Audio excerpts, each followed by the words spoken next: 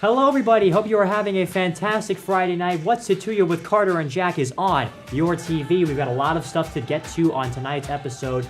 First off, the national title game. UConn triumphs over Kentucky at North Texas for the 2014 NCAA tournament title. It wasn't exactly the best played game. We talk about whether or not this was won by the Huskies or lost by the Wildcats, plus taking a look at John Calipari's lasting legacy moving forward. Also, our social media question of the week, we're going to take a look at fantasy baseball, highlight a couple of players that you may get some bang for your buck for on draft day, and some players you may wind up wishing you didn't draft at all.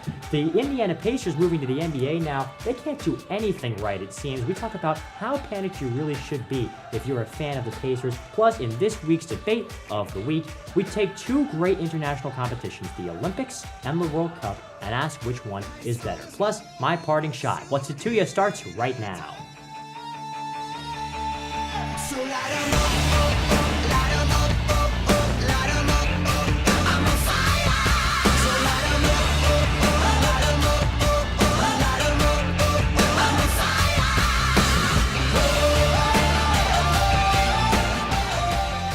And hello again here in Columbia Studios. This is What's It To Ya. I am Carter Woodiel and he is Jack Worth. Before we get started today, we just want to give you another reminder that we're doing something special in this week's edition of the show and hopefully in future editions. If you're watching this on your TV right now, keep an eye out for a special code word that's going to appear at the bottom of your screen. We're not going to tell you when it shows up, but when it does, post that code word to our Facebook wall at facebook.com/CarterandJack. If you're the first person to do it, you will join us for a segment on the air on next week's show. All right, let's get to the sports. Biggest story this week, the national championship game. UConn wins it over Kentucky. Did the Huskies win this game, or did UK lose it? It wasn't a very well-played game as a whole.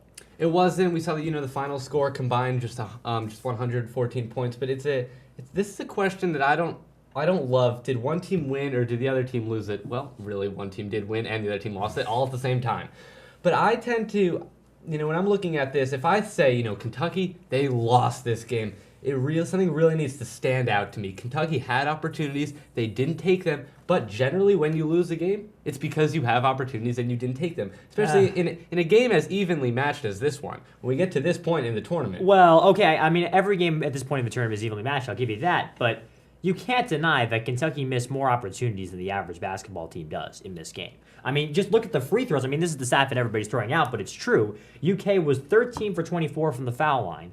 UConn was 10 for 10. There's a missed opportunity right there. They missed out on 11 points from the free throw line that would have won them the game. And obviously, free throws isn't the only thing, but I remember there was a 10-minute or so stretch in the second half where UConn could not get anything going offensively. They were so bad that Shabazz Napier and Ryan Boatwright, the two guards that run the offense, were shouting at each other. At one point, Napier shoved Boatwright almost to the ground for not running the right route, running the right play, and yet Kentucky didn't take advantage. They never led in this game. Kentucky didn't take advantage, but even after that, I feel like there was time left in the game. UConn did enough, I think, to prove that they had won the game. Let's look at it the other way, and let's say Kentucky did. They took the lead during that stretch. Are we saying UConn lost this game? Kentucky didn't win it because UConn had that period of ineptitude on offense in the second half? I don't think Kentucky did enough. I think when it mattered, UConn was able to get it together, score some points, and they did enough to say, they won this game. Kentucky didn't hand it to them. But here's the thing, don't take my word for it. Look at John Calipari, what he said immediately after the game. In his interview, he talked about how they just weren't, they didn't convert on their opportunities, and that's why they lost the game. We had our chances to win. We were missing shots. We're missing free throws. We just didn't have enough. That's what John Calipari said after the game was over. Well, I expect Calipari to say that. I would be very surprised if Calipari said, we played a great game, but UConn is just better than us. I don't think Calipari, of course he's going to say he had their chances to win. No, I mean, I think if I was a coach, I'd say we got beat by a superior team unless it was true. I mean, he said in the tunnel at halftime, I thought we were going to win this game. He said at halftime when they were down by 4 points, I thought we were going to win this game. And I think that because they didn't take advantage of those opportunities. And I think at halftime, 95% of coaches think they can go win the game. Okay, but all right, okay. But I'm just saying, he was more frank about the opportunities that they missed than I would expect. John Calipari, though, is not your average basketball coach. The stuff he says is kind of almost becomes the stuff of legend.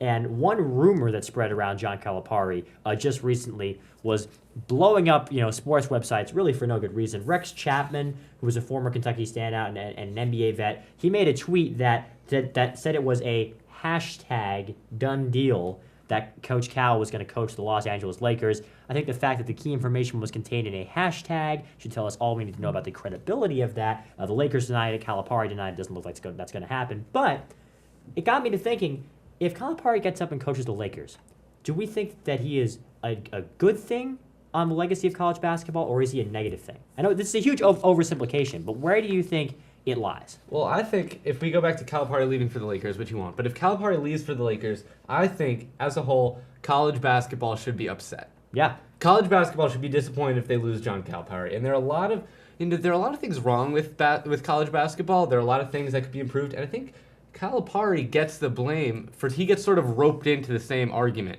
If you're saying one and dones hurt college basketball, that's not John Calipari's fault that his team is 5 freshmen. Yeah. Freshmen want to go to Kentucky and then they leave after 1 year. Okay, but John Calipari comes to them. The reason why the freshmen want to go to Kentucky is because John Calipari comes in and says, here's the plan. You spend 1 year here and you jump for the pros.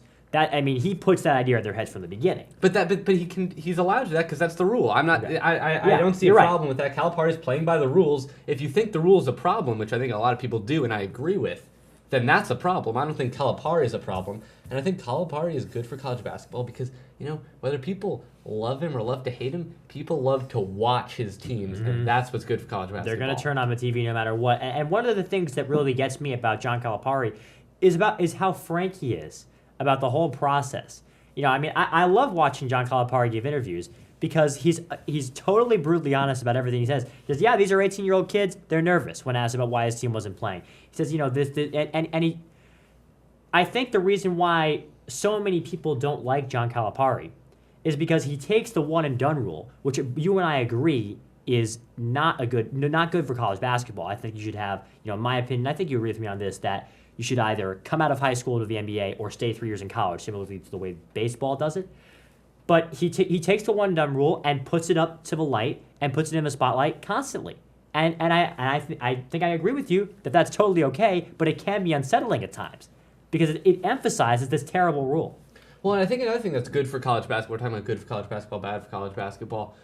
College basketball, as much as it's about sleepers and Cinderellas in March, college basketball is about its blue blood programs. College basketball is about its Kentucky, it's Kansas, it's Duke. I think when those teams are good, I think that's good for college basketball. College basketball, college football, all of college sports, and the people who watch college sports, they'll tell you this is the reason they love it, is because it's not about the name on the back, it's about the name on the front. So I think it is great when teams like Kansas, Kentucky, Duke, North Carolina, these great college basketball programs are good. And that's what John Calipari is doing for Kentucky. Yeah. He's keeping a blue blood program at the top level of competition. I think that's a really great thing. And I think that John Calipari is often undercredited for his ability to teach players, all of which were the best player by far on their high school team, to come in and at least for their 1 year in Lexington, devote themselves to the team. Something that he clearly did with this NCAA tournament team, or they would not have made the run that they did. I think that's absolutely a good point. You're totally right. You have 5 players who are probably not just the best player on their high school team, they're probably the best player they'd ever seen for the first 18 years of their life. Now, absolutely. One of them's getting told, okay, well, you're the 5th best player on the floor right now who's only wearing a blue shirt, so you got to start to learn how to play as a team.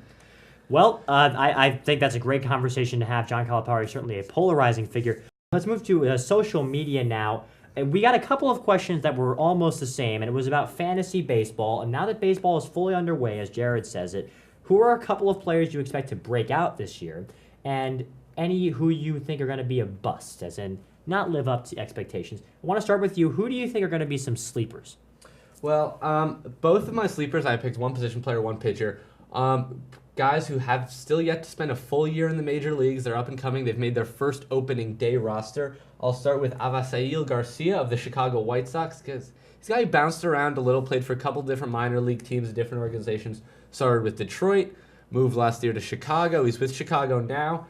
He should, become a starter in that lineup. The manager has told him he wants to give him the opportunity to succeed. So I really like Garcia. He hit 280 last year, and I believe it was 200 at bats for the big league Chicago club. So I really like Garcia as a guy to stand out this season. Moving on to pitching, staying in the AL Central, Yordano Ventura. The number 12 prospect made his first opening day roster. KC manager has told him, you're going to be our number 3 starter. Throws 100 miles per hour. I mean, can't argue with that. He's going to get a lot of strikeouts. His spring training ERA under 2.0. So a guy I really like going forward. And I think people underestimate just how good strikeout-based pitchers are compared to control pitchers when you're talking about fantasy relevance, fantasy dominance. Ks are extremely important. I agree with you on Garcia as well. I think he's a great guy. My sleeper, I've got one relative rookie on here, Tony Cingrani, who's in his second year in the big leagues. He came up with the Cincinnati Reds and didn't quite get the playing time he needed. He's now going to be a guy in that starting rotation. I feel like he's a guy who can break out, and a guy that if you're going to make a trade for him, you're not going to have to give up very much for. But my other sleeper, the one I really feel kind of confident about, is Matt Kemp of the Los Angeles Dodgers. And I know what you're thinking. He can't stay healthy, and I get it. Listen, if I drafted Matt Kemp in my 10-team mixed league in the 7th round, and I'm fully prepared for him not to play 162 games. I'm fully prepared for him not to play 100 games if he has some injury. But there's a chance that he may not be injury prone. He might just be unlucky. And if he plays the full season, he's a 2nd-round talent, is he not? Well, absolutely. I mean, Matt Kemp, when he plays, is one of the best. He's one of the best. So players in the I game. think it's worth that risk. And even for if the value that he's going for right now. If he doesn't give you 162 games, if he gives you 130 games, Yeah. He's still going to produce. I want to hear, who are your busts? Who do you not like? I don't like Max Scherzer. I know he had a phenomenal season last year, but I mean, if you look at the guy's stats, it's a year that statistically is an anomaly in not just one category, but nearly every category across the board. Absolutely. And I think everyone is sort of the mind that Max Scherzer will regress back to Max Scherzer. But there's always going to be that one guy, though. And I'm saying I don't agree Right. with that one Right. guy. And you know what? Let's be honest. Justin Verlander's still better. Mm-hmm. And Justin Verlander's still a better fantasy value if we're talking about when we want to draft pitchers. Justin Verlander's still better and a better value. My position player, Jay Bruce, is a guy that I don't like. His stats have been fairly consistent. I think Jay Bruce's numbers are going to go down across the board because Why? over the last couple years we've seen trends with Bruce. He's striking out more, he's walking less, he's swinging at more bad pitches. His walk percentage has gone down from 10.8%. But so is everybody else in the league. To 8.8%. So I think Bruce is the kind of guy who we haven't seen it yet, but I think this season could, if it follows this trend, he's swinging at more bad pitches, he's striking out more. I just feel like I'm not sold on Bruce. I feel like Jay Bruce, where he's going, power is something that's really hard to find in fantasy baseball nowadays without giving something up. And I think Jay Bruce is one of the steadiest sources of power you're going to find at his price range. You're right, strikeouts are a concern, but they're a concern across all of baseball. And if you're talking about value, I still like Jay Bruce. If I'm looking at busts for me, we talked about that one guy in the Max Scherzer scenario. I think there's always going to be that one guy when it comes to Yasiel Puig, who is a great player. I love Yasiel Puig, and I'm not putting him on here as a bust because I'm afraid of the fact that he occasionally shows up late to games or drives too fast is going to hurt his ability and completely unravel the Dodgers organization. But that's not what I think. I just think that the expectations, which you could say are reasonable for Yasiel Puig, are very high. And there's really nowhere he can go but down for those expectations. If I look at Puig, I'm going to be looking for other options that have more upside than he does, because I feel like there's a bigger chance that Puig turns into somebody who had a great year that was a fluke than who turns into a great player. And even if he does turn into a great player, that's exactly what you paid for, and you can get a sure thing somewhere else. And if I'm talking about pitching, it's a similar thing. Zach Greinke, I think he's kind of in that upper tier of pitchers, one of the worst ones you can find. In my 10-team mixed draft, he went 4 picks ahead of Justin Verlander, and he went 2 rounds ahead of Matt Cain, which I just don't understand at all. If you've got Justin Verlander going in the same price range, take him. Don't take Zach Greinke. Talk about the upside with Justin Verlander if he puts it back together this year. Absolutely. And when we talk about fantasy sports, there's always the argument that I live by that for every one player who has a great career, there's always 12 players who the year before had a great season. So a guy like Yasiel Puig, the guy who proved me wrong was Trout. Because I'm always the guy who goes against the hype and says, yeah, he did it for 2 weeks. Okay, well now he's only done it for a whole season. And Mike Trout is Trout's just, proved me wrong he's the so exception far. to every rule. He's the exception to every rule. So far. I'm So still far. waiting for Trout to come back to earth. I I don't think he's coming down anytime soon. And we'll be back very soon, though. However, we're going to head to our one and only break. When we come back, we'll be talking Yankees baseball, real-life baseball, and whether CC Sabathia might be the Yankees' number 5 starter this year, the panic meter for the fans of the Indiana Pacers, and the debate of the week, which is better, the World Cup or the Olympics. Stay right there. Tearing you apart. I'm in the deep details with the Slow down Slow down and move over. and move over. When you see lights, vests, Or reflectors. Please, give us some room. Slow down and move over. when you need us, We've got your back. Do you have ours? You got our back?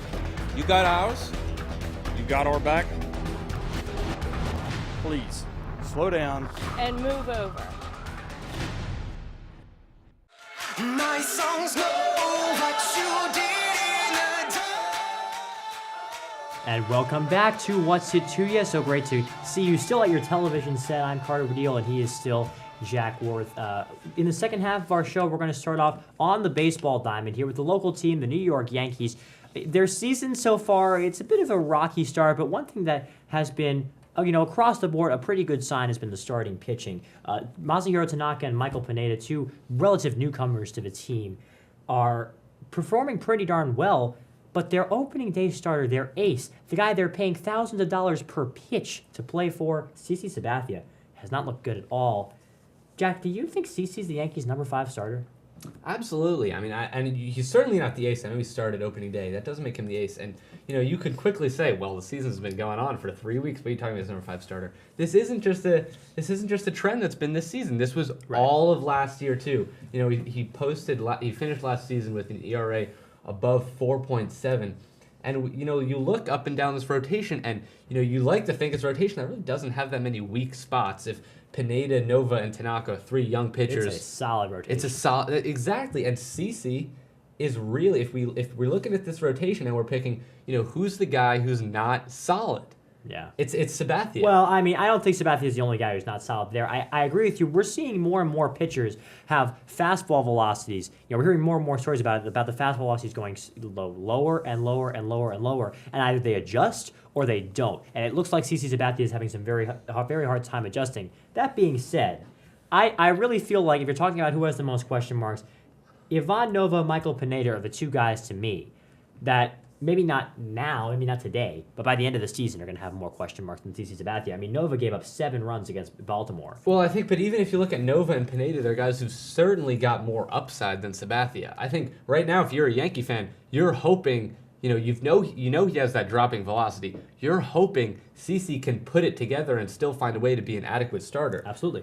So I think his upside is a lot lower than Nova or Pineda, who, if they put it together, they're going to be a better pitcher than if CC puts it together. So I think Sabathia is the number 5 rotation. I don't see a way where he turns it around.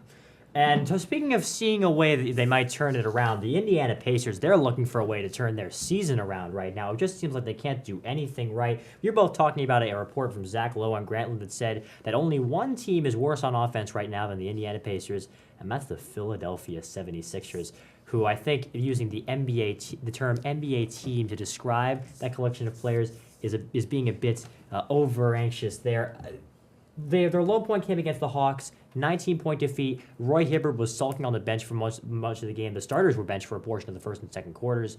If you're a Pacers fan, on a scale of 1 to 10, how panicked should you be? And I'm I'm not going to overreact about something. Yes. Personally, I think that everything is blown into huge proportions, and I'm not a Pacers fan, so it's hard for me to take this personally.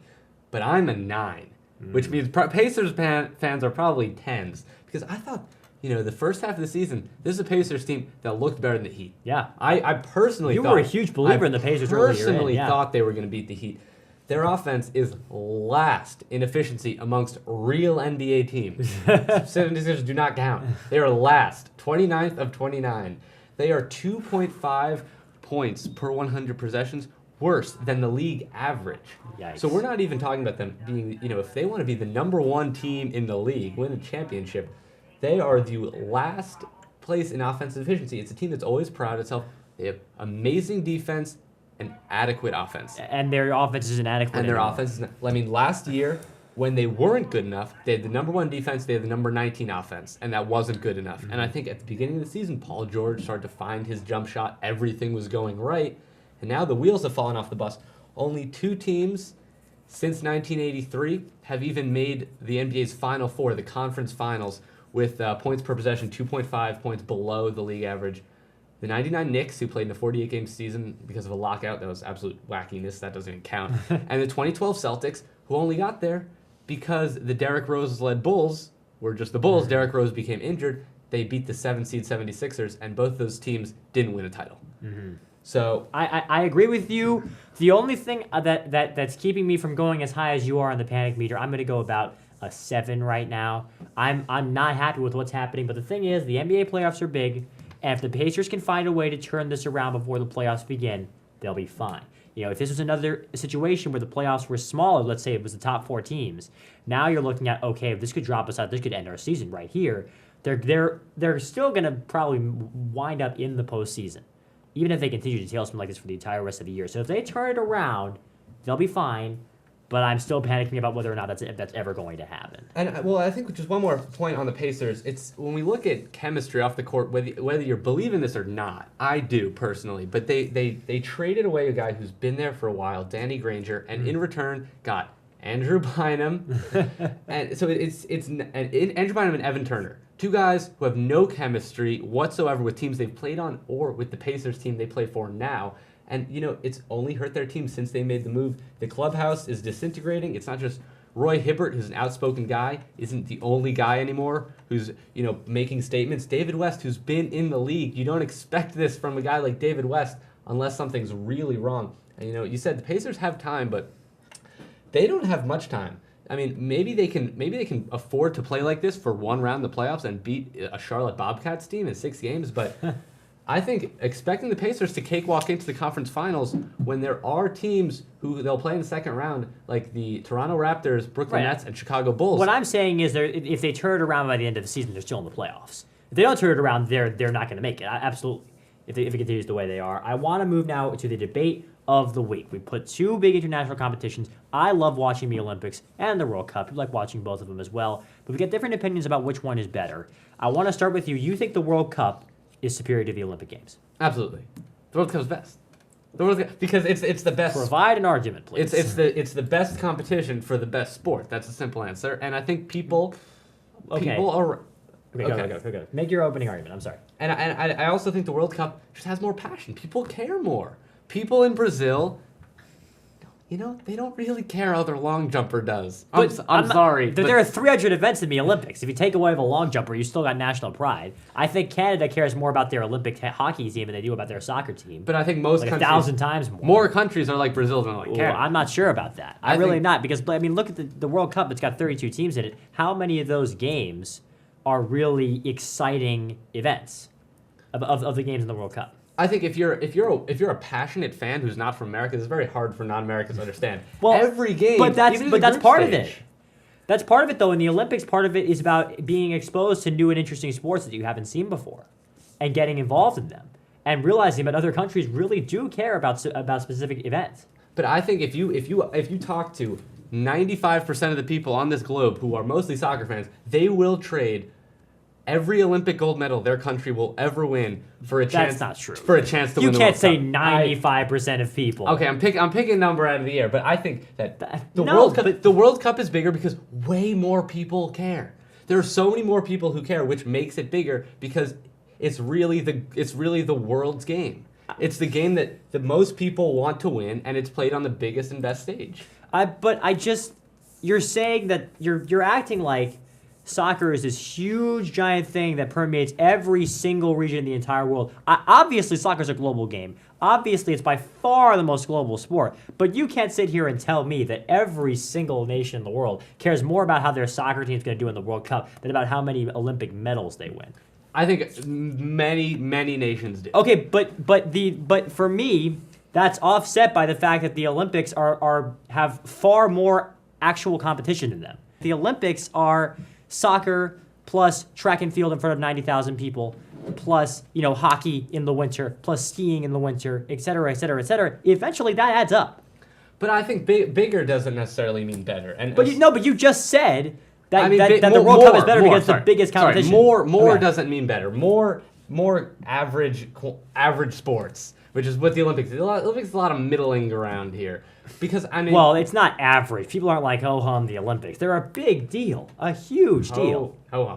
Swimming. I don't like... Swimming's extremely exciting. Come on. But it's Come not on. soccer. Soccer's the best. It unites nations, and it means more than the sport. The Olympics The Olympics doesn't. can unite nations. I don't think the Olympics has the same social impact that soccer has. I don't think it's even It close. depends on where you live. But I think in more places, let's throw aside the United States, not Canada, maybe not Australia or Japan, Scandinavia, right? They biathlon, huge deal in Norway. But and I think that's it. But the Olympics are a ton of interesting sports happening at one time. Soccer is great, but the World Cup only happens, it happens for one over a month. The Olympics happen over 2 weeks. It's way more jam-packed. And we were talking about, if you're keeping track of the score of a World Cup game, it's 0-0. It's still 0-0. It's a soccer match. And as much soccer is great if you're watching it, but the Olympics, there's so much more going on every day.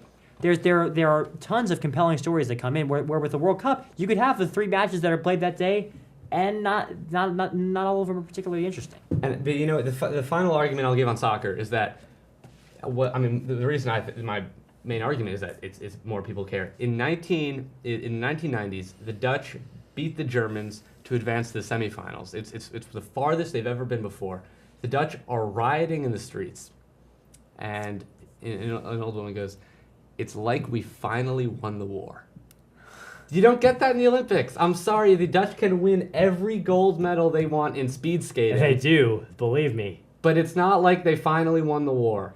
But- because that's these people's lives. Okay, but from my perspective, I'd rather watch the Olympics. Okay, let's move. We're almost out of time. Parting shot. I want to go right back to the thing that we talked about at the top of the show, which is the NCAA championship game. And I, like most people, stay up until 11:45, till midnight to watch the One Shining Moment montage live. And in between that, you see some kind of awkward stuff where they're handing out the trophy, the confetti is flying, they're doing the interview with the coach talking about how he believed in his team all along. One thing stuck out to me. Mark Emmert, the president of the NCAA, was there to give out the trophy. But he was holding it in the most awkward way possible. It was like his head was poking out of it like some kind of, munchkin spring out of from the NCAA tournament trophy.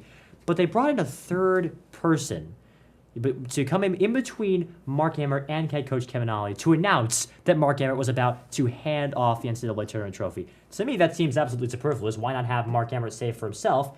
Well, because had that happened, everybody in the entire stadium would have gone full Gary Bettman on him. Boo! You're terrible! You're everything that's wrong about the NCAA. You support these terrible policies. You're against paying athletes. What is up? Mark Emmert.